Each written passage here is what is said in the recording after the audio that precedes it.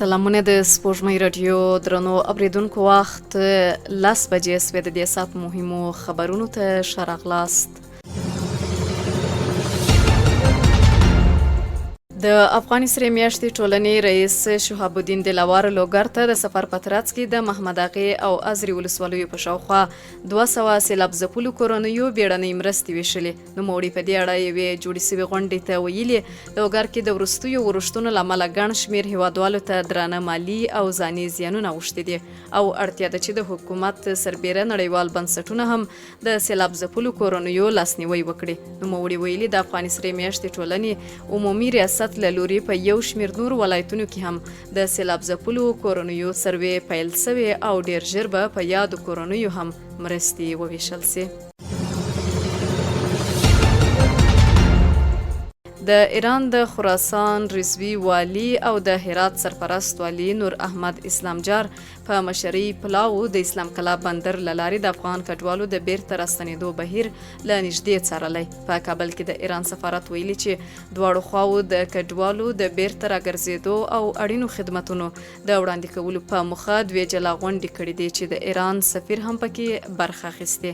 په غونډه کې د راستنېدونکو د مدیریت، همغږۍ او همکارۍ په اړه بحث شوی او یو لړ هوکړې هم لاسلیک شوي دي.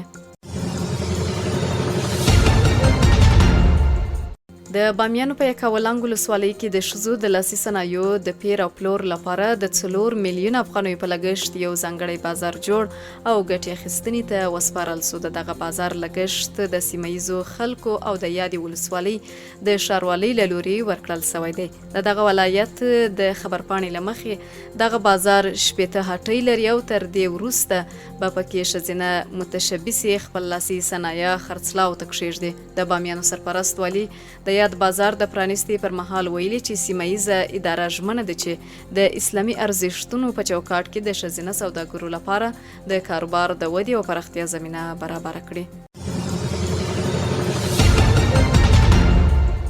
د امریکا ولسمشر ډونالډ ټرمپ ویلي اسرائیلو له حماس سره د 18 ورځني اوربند د شرایطو پر سر هوکړه کړې او له حماسه یې غوښتي چې دا هوکړه ومني. ټرمپ څرګنده کړې چې په دې موده کې به د جګړې د پای ته رسولو لپاره له ټولو خواو سره همکاري کوي. هغه زیاته کړې چې قطر او مصر د سولې لپاره هڅې کړي او وروستی وړاندیز به وړاندې کړي. ټرمپ هیله څرګنده کړې چې حماس به د منځني ختیځ د سولې او ثبات لپاره دا هوکړه ومني ځکه له دې غوره بله هوکړه نشته. نوموړي ویلي دغه هوکړه د ټرمپ او د اسرائیلو استازو ترمنځ له اوږدو خبرو وروسته ترلاسه شوې ده. دا و د دې ساعت مهم خبرونه. تر بیا ښه وخت.